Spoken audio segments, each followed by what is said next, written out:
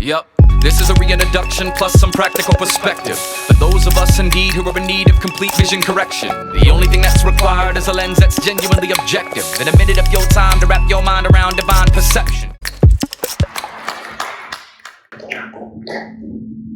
Thank you, Pastor Colby, and thank you, Pastor Ryan, for that excellent message. I'm so excited to be a part of this conference. When Pastor Ryan said, listen, we're looking to host a conference November 16th, I immediately canceled all my aerobics classes and promised them that I would be here.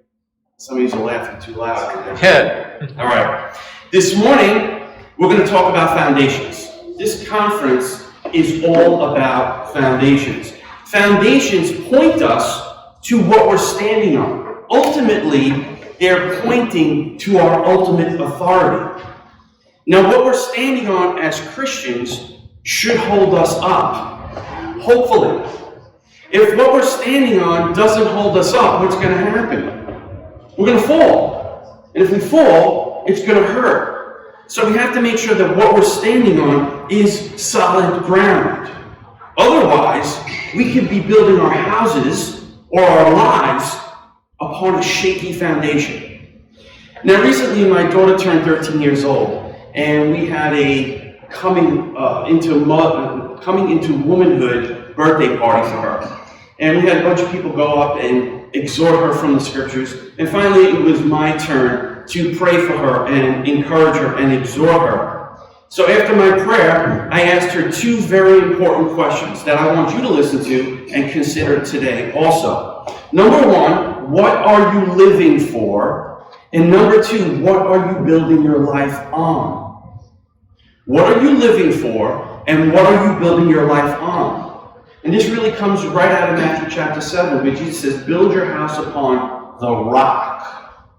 If you're not building your house upon the rock, what's going to happen? When the storms and the wind comes, if you're on a sandy foundation, your home is going to be swept away. So my question to her was about her foundations. I want her to start to think about that now, as well as us here today.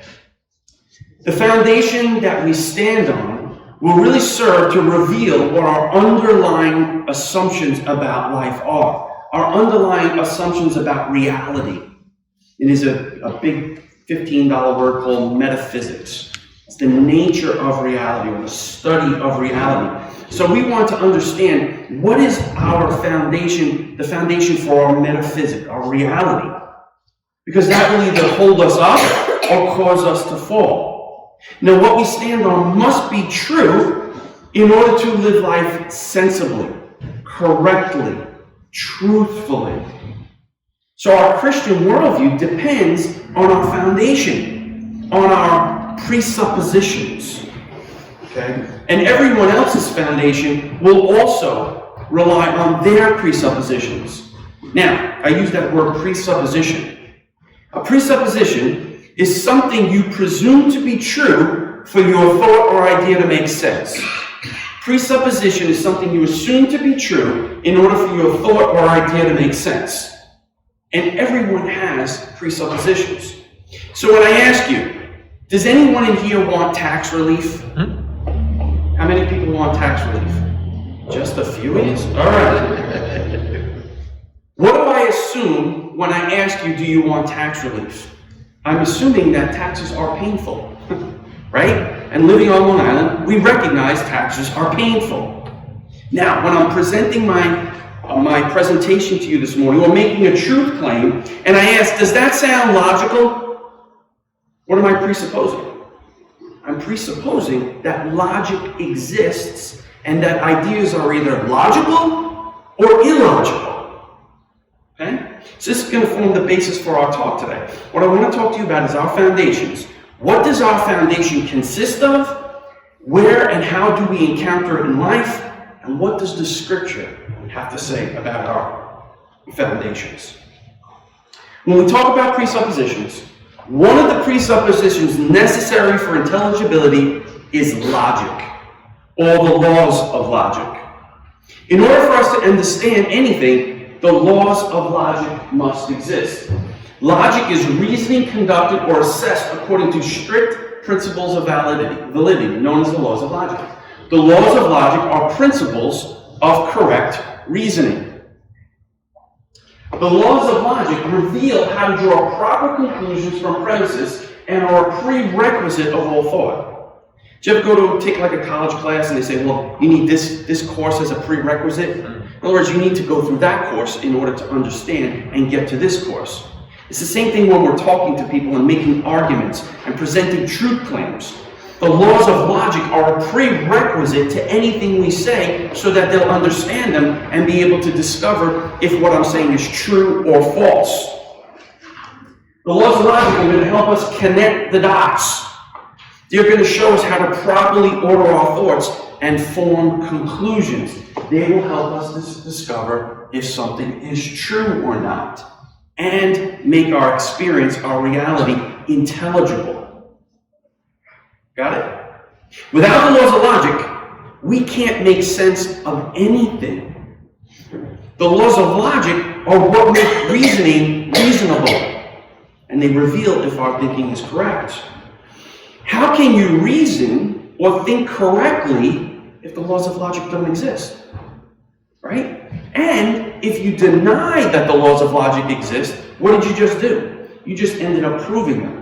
If you say the laws of logic don't exist, that's either true or false. You can only get a true or false claim if you have the laws of logic to begin with. So when you deny them, you end up affirming them at the same time. If the laws of logic didn't exist, you couldn't say anything was true or false.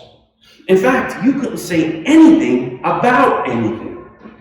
All your truth statements, everything that we say is connected to a bunch of other beliefs that we hold to be true before we get to that statement. Like I said before, does anybody want tax relief? I assume taxes are painful. Does my idea sound logical? I assume the laws of logic. This happens in everything that we say. So, there are three fundamental laws of logic. The first one is the law of identity. A is A. Basically, an apple is an apple. Then there's the law of non-contradiction. An apple is not an orange. And then there's the last law, the law of excluded middle. An apple is not an apple and an orange. It is either one or the other. Now, these are self-evident laws of logic. In other words, you cannot not know them. In order to have any kind of intelligible experience in life, you need to know the laws of logic, and they're embedded into us. Imagine reasoning without these underlying rules or guidelines. What would you call that? Somebody who doesn't reason using logic. Call that crazy. You'd call that insane.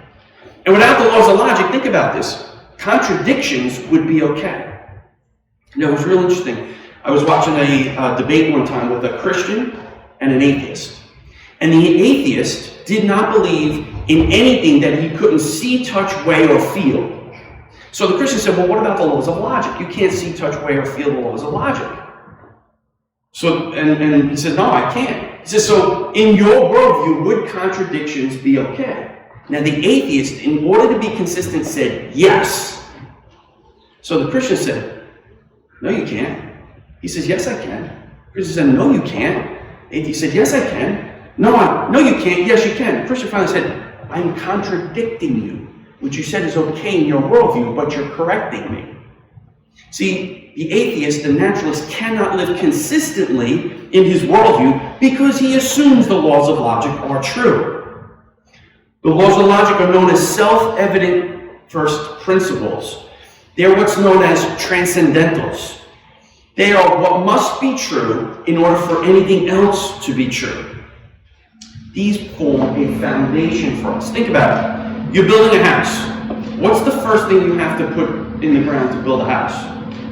A foundation. If you don't lay down a good foundation, your house may not go up well. It could falter. It depends on what you're building your house on. And this is true of your worldview. Worldview is basically a set of presuppositions by which you look at the world and build your life on. So if you're not building your life or your worldview on a firm foundation, you're going to have trouble. These laws provide the foundation upon which we can understand anything. Again, deny them and you end up proving them. That's why they're called transcendentals. So, could you be sure or know anything without these laws of logic in place? No. If I said an apple is an apple and the law of identity didn't exist, you'd be like, well, you say it's an apple, I say it's an orange. Right? We can have contradictions in our worldview. So no. Building a worldview is like building a house. The foundation must be solid and not move. Psalm 127 tells us, unless the Lord builds his house, the laborers labor in vain. God is the constructor of reality. He's the one who's laid the foundation already, and it's incumbent upon us to set our foundation on what he says, not what we think. So everyone believes in the laws of logic, okay, and uses them. They are presupposed by atheists, skeptics, agnostics, and Christians. We all share a common belief in the existence of these laws, and we assume at the start that they exist and are valid. In other words, these laws are presupposed by believers. They have a presupposition that the laws of logic exist. Every time they ask for proof or evidence, they're presupposing that the laws of logic exist. But here's the question. Where do we think the laws of logic come from? Are these conventions that were just made up by man? Were these concepts that were invented by us or discovered by us? The question becomes, whose worldview can account for them?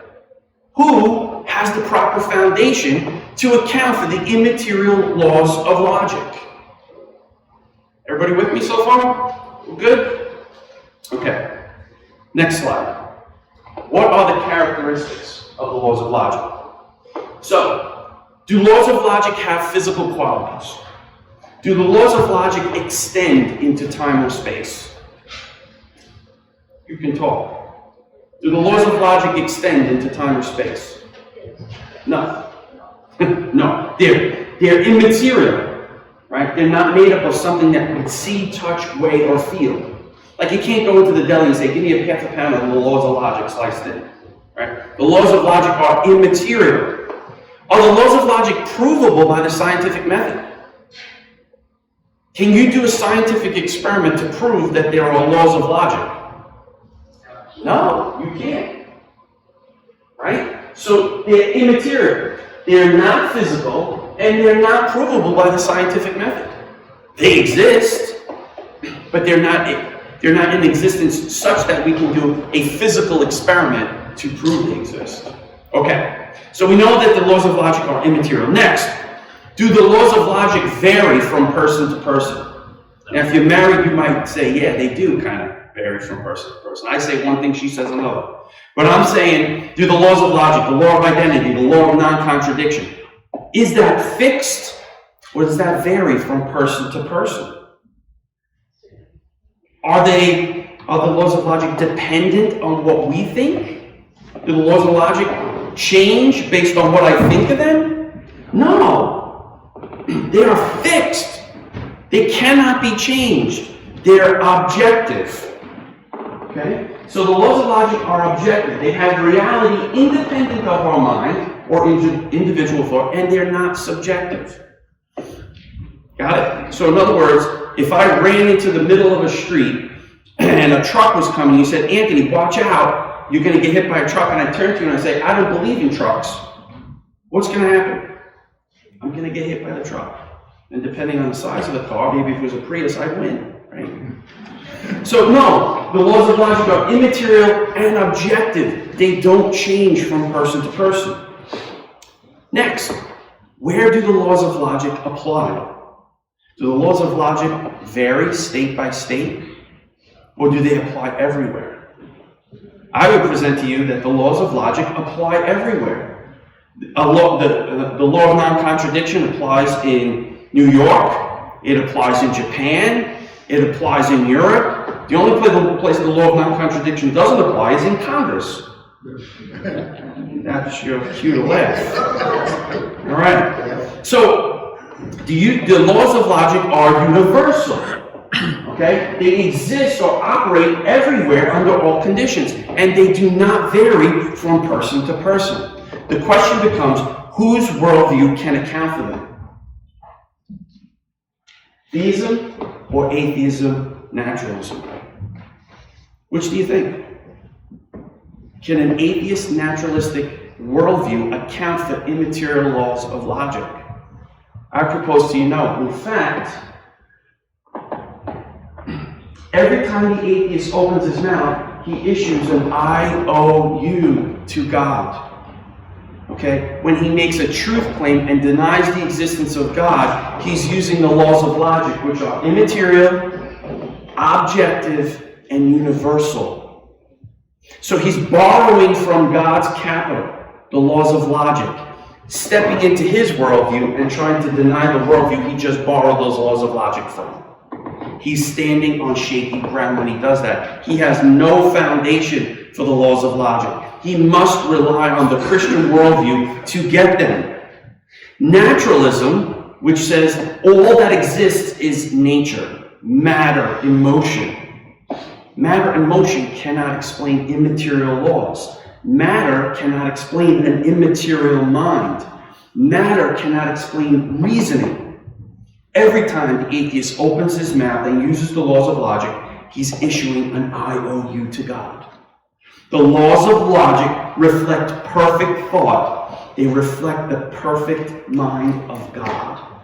And since we are created in his image, we get that written into us, programmed, written on our heart. We know the law of identity. We know the law of non-contradiction. It's ingrained into us. They're known as first principles. Okay? They become the foundation of knowledge. Again, only possible in a Christian worldview. Now, anybody here of Ravi Zacharias? You've heard of Ravi Zacharias? Okay. Ravi Zacharias was invited to the Wexner Center of Arts in Ohio. Now, this Wexner Center of Arts was billed as the first postmodern building. Postmodernism basically says that what's true for you is true for me. What's true for you is true for you. What's true for me is true for me. Right? Truth is relative.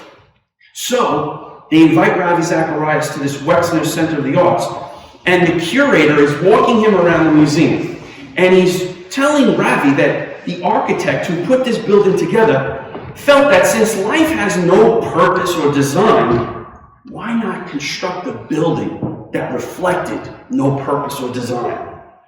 So he was so proud in building this building. He built staircases to nowhere, uneven scaffolding with no purpose, banisters without stairs, rooms with odd angles and odd angle floors, undesigned ceilings, various heights. It was very avant-garde, very postmodern, right? And he did this to represent the genius of evolved postmodern thought. So the curator turns to Ravi and asks, "So, what do you think?" Ravi looked back at him and said, "Did he use the same method when he built the foundation?" No. You don't use relative thinking when you build a foundation, because it's the foundation that holds everything else up. If you decided to build uneven stuff on your foundation, you wouldn't be able to build it. The foundation is the most important point. You cannot mess with the foundation of the building, and the same is true of your worldview. Again, every time the atheist asks for proof, he's relying on God to do it. The problem is his worldview has no foundation. He has his feet firmly planted in midair. He's not stepping on anything because he has nothing to step on. You cannot build a house that will stand the test without a proper foundation. In the same way, you cannot build a worldview without a proper foundation either. The problem for the atheist naturalist is that his worldview cannot supply the very thing he relies on, the laws of logic. In fact, their worldview negates it. In fact, how can you presuppose and justify a law of logic without presupposing and justifying a lawgiver? That's why atheists now are trying to reinvent the language, change the language. Oh, we don't want to call them laws of logic. It's not good to call them laws. You know why? Because they recognize that a law means a lawgiver. Laws just don't pop into existence on their own. So the atheist worldview denies the existence of immaterial realities and yet requires the immaterial and scientifically unprovable laws of logic to do it. The worldview is self-defeating. Only the Christian worldview can give you the preconditions of intelligibility. Now, preconditions of intelligibility are conditions that must be accepted as true before we can know anything about truth. They are what must be true in order for anything else to be true. They are our foundation. Now, if you affirm immaterial laws without proof for them, how can you now dismiss an immaterial lawgiver based on that same train of thought or that same line of thinking? Preconditions of intelligibility include what I'm talking about today, the laws of logic, but it goes much further than that. One of the preconditions of intelligibility is the uniformity of nature. In other words, how do we know that tomorrow is going to be like today? Do we just have blind faith that tomorrow will be like today? No, we know that God upholds everything by the power of his hands, right? He sustains the universe the way it is and keeps it constant. But for the atheist, how does he know tomorrow is going to be like today, based on his worldview of a random chance universe based on chaos? He doesn't. He has no reason whatsoever, based on his worldview, to believe that tomorrow will be like today. So, I told you I wanted to go through what the laws of logic were and why they're our foundation. Now, I want you to see them in action. One of the most famous debates I've ever watched was between Dr. Greg Bonson, who's a Christian, and Gordon Stein, who's a college professor. And in this debate, you're going to hear it and see it in a second. Just listen carefully because the sound isn't perfect. This becomes one of the most memorable debate moments in any debate I've ever listened to. In fact, it becomes internet gold.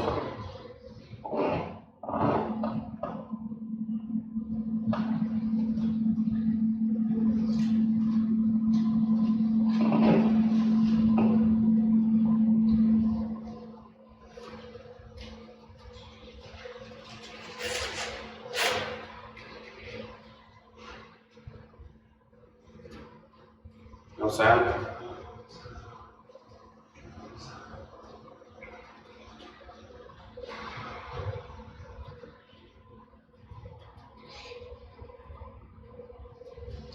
Yeah, turn my sound. Top left.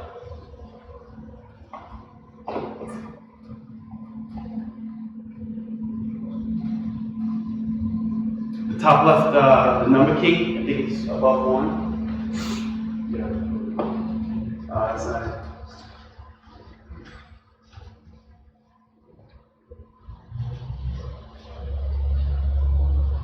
No.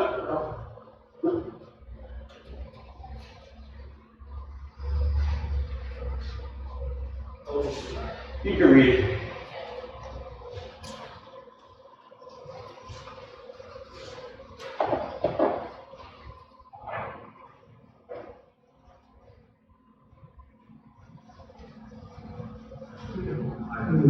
They are the laws that exist out in nature. They simply consist. You're gonna get this. Watch. Here we go.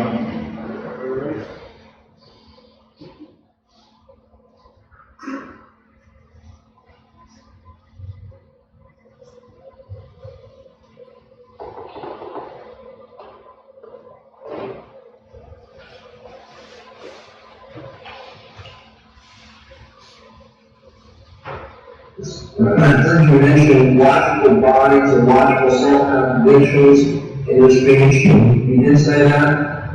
I said under the pretense, do you believe there are a lot of logic things? Absolutely. Are they universal? They're agreed upon by human beings. They aren't laws that exist out in nature. Are they simply conventions then? They're conventions, but they're conventions that are self-verifying. Are they sociological laws or laws of thought? They are laws of thought which are interpreted by men and promulgated by men. Are they material in nature? How can the world be material? That's the question I would ask you.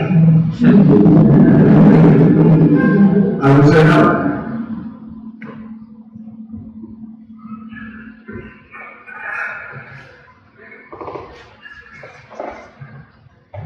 is how it is not to be presented. God wants to know, when you call God material or immaterial, any different? What is something that's immaterial? Something outside of space. You can give me an example of anything other than God that's immaterial. Washing.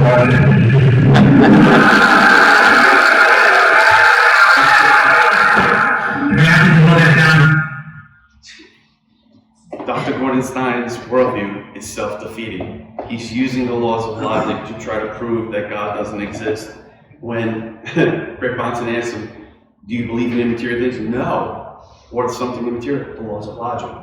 The very thing he's borrowing from our worldview, he's trying to use to defeat it. He's basically soaring off the branch upon which he sits. Okay? So now, I told you I wanted to give you some practical examples. So, Gordon Stein was misusing the laws of logic because the laws of logic are not used in a vacuum. They have to be used properly, and if you're not standing on the correct foundation and the correct worldview, you're going to come to some very, very wrong conclusions. So, I'm going to do a little role play here. I want you to pretend that I came here, I landed here from Mars, I've been on Earth for about 3 months, and I want you to tell me what this is. That.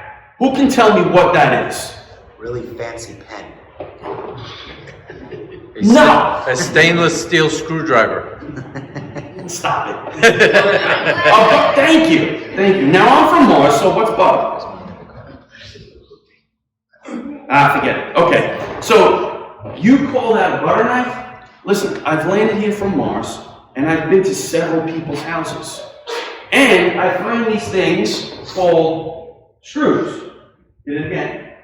And I see men pulling this out of their junk drawer and constantly turning screws. Any guys in here tracking with me? Yeah, okay. Right, you use that thing like a screwdriver. Then, did it again. I see when they try and hang pictures up, they take it out and they use the back of it and they hammer these little things called tacks into the wall and they hang pictures on there. Then I see women who are trying to open jars. And they just can't do it. So they end up prying the edges of the jars around and trying to open up. Then I see these parents have kids. And you know what the kids do? They draw a circle on the wall and they take this thing and they throw it and they try to get it right into the center of the circle. So, one more slide. I have scientific, empirical, and forensic proof that is a multi-purpose tool. You call it a butter knife, but me, based on what I've observed, call that a multi-purpose tool. How do you go about proving me wrong? I can show you. Get me a butter knife. I'll show you how it can put screws in and take them out. I can show you how are you going to prove me wrong? Come on. Lunch is waiting. The only way you can prove me wrong is if you introduced me to the creator or the inventor of the butter knife. He's the one who created it, and he's the one who gives it and defines its purpose. Okay? So using the laws of logic and using evidence will only get you so far unless you come in contact with the creator. So when we look around at the things in the world and we see how people misuse them, why do we say people misuse things? Because God has defined them a certain way. God has defined a man and a woman. God has defined marriage. God has defined gender. But empirically, I can say, no, look, I see 2 women get married. I see 2 men get married. That's marriage. How can you prove them wrong? They need to be introduced to the Creator. Using laws of logic independent of God, you will never understand or know for certain that you're correct. The only way you can have certainty is if you line up your thoughts with the God who knows everything and who's defined everything already. You have to think God's thoughts after him. Otherwise, you're going to come to many, many wrong conclusions. Okay, this is why, there's another big $20 word for you, epistemology is important. Epistemology is the study of how we know what we know. The atheist materialist relies on reasoning and his senses independent of the Creator. How could he ever possibly come to a true knowledge of something with certainty if it's not based on what God says? That's why we build our foundation upon Jesus Christ and His Word. Without God's revelation, we cannot be certain about any of the conclusions we've come to, because we need to use the laws of logic within a biblical worldview. They are part of the foundation that God has given us. If you use them outside of the biblical worldview, you can come to a wrong conclusion. The butter knife can be a multi-purpose tool, and you can prove it. But you would be wrong once you encountered the inventor of the butter knife. Now, both theists and atheists use the laws of logic, but only one of those worldviews can account for them: the Christian worldview. The Christian worldview is the only worldview that can account for the immaterial laws of logic. Remember, the fear of the Lord is the beginning of knowledge. Without God's revelation, we cannot know anything with certainty. The Lord gives wisdom, knowledge, and understanding come from His lips. That's His word. All right, so far, we've gone over one of the laws of logic. That's one of our foundations. We've encountered them, and now let's look at the biblical use of them. The biblical basis for the knowledge of God. The fear of the Lord is the beginning of wisdom. Since God is the source of all knowledge, logic must operate under His authority. Right?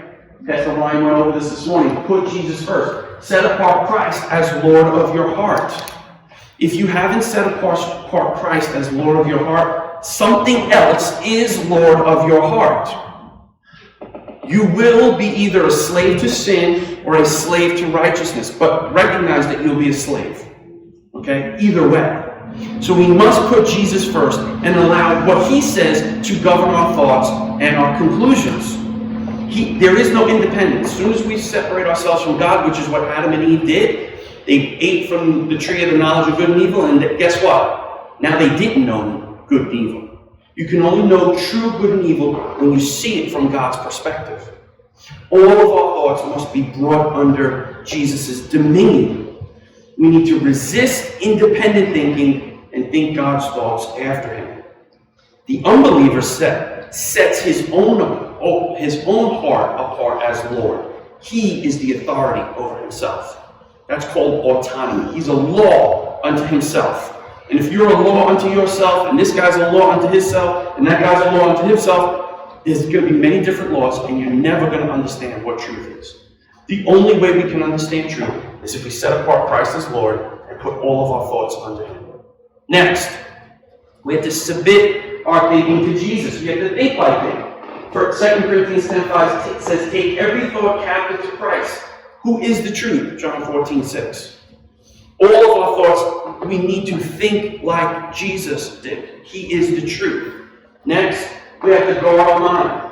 Colossians 2:8. See to it that no one takes you captive by philosophy and empty deceit, according to human tradition, according to the elemental spirits of the world, and not according to Christ. Don't be so open-minded that your brains fall out. If you're a Christian, recognize that the source of your authority comes from the Scriptures. We need to be in them every single day. Next, what we say matters. What comes out of our mouth is very, very important. Next one. Okay. I'm sorry, go ahead. Okay. We have to speak the truth. 2 Corinthians 10:4. For the weapons of our warfare are not of the flesh, but have divine power to destroy strongholds. We destroy arguments, every lofty opinion raised against the knowledge of God, and take every thought captive. Where do arguments, opinions, knowledge, and thoughts reside? In the mind. The weapons that we use in this world are not fleshly weapons. We are not going to conquer this world with nuclear weapons, guns, and knives, and bombs. We are going to conquer this world correctly under the dominion of Christ with our words, with the proclamation of the gospel. Now, I have incredible power over you right now, so that when I say Empire State Building, guess what you all think? You think about a picture of the Empire State Building. Do you see how very important and powerful words can be, and how an eloquent speaker can direct your mind anywhere he wants it to go? We have to be aware of that. We need to recognize if our thoughts are not submitted to Christ all the time, if we are not filtering everything that comes into our mind through him, we are going to be swayed. Let me ask you something. What's your name? Harold. You live around here? Where's a good place to get a slice of pizza? I'm going to go for lunch. Where should I go? This time, Lindenhurst. Lindenhurst. What's the name of the place? Mario's. Okay. So now, I guarantee you, next time any one of us are in Lindenhurst and we're craving for pizza, we're going to say, you know what? That guy Harold, he said Mario's is the best pizza. And you're going to end up going there. See how influential you are? Right? We don't realize that the words that come out of our mouth are going to shape and mold people's minds. Think about it. You go to work on Monday. You ate at a good restaurant Saturday night. What do? You gotta eat at this restaurant. This is the best place ever. You don't understand. I had the best steak you can imagine. But Jesus has saved your soul from hell for all eternity. And you're not telling people about that? You're telling them about the wonderful movie you saw? You're talking to them about the steak that you ate? Okay. But if you don't tell them about Jesus, you're not using the weapons that we are supposed to use to overcome the world. You ever hear that term, a war of words? That's exactly what we're in right now. But understand something. As Christians, we have the upper hand. We have the truth. And God will use the truth to set people free. When we proclaim the gospel, when we proclaim Jesus as Lord, when we give them scriptural thinking, it's going to connect. God will use that, shape their mind, and translate them from the kingdom of darkness into the kingdom of light. Now, this is how important and serious this is. Luke 23:23. This is when they were going to choose Barabbas or Jesus to be crucified. But they were urgent, the Jews, demanding with loud cries that he should be crucified. And their voices prevailed. So Pilate decided that the man should be granted. Their voices prevailed. Do you see their voices prevailing in this culture right now? You betcha. Why? We're silent. We're not opposing the culture. Like Pastor Ryan said, we've imported this word nice. We're trying to marry nice with gentleness and respect. Nonsense. We need to speak truth, even if it costs us our lives. And it might.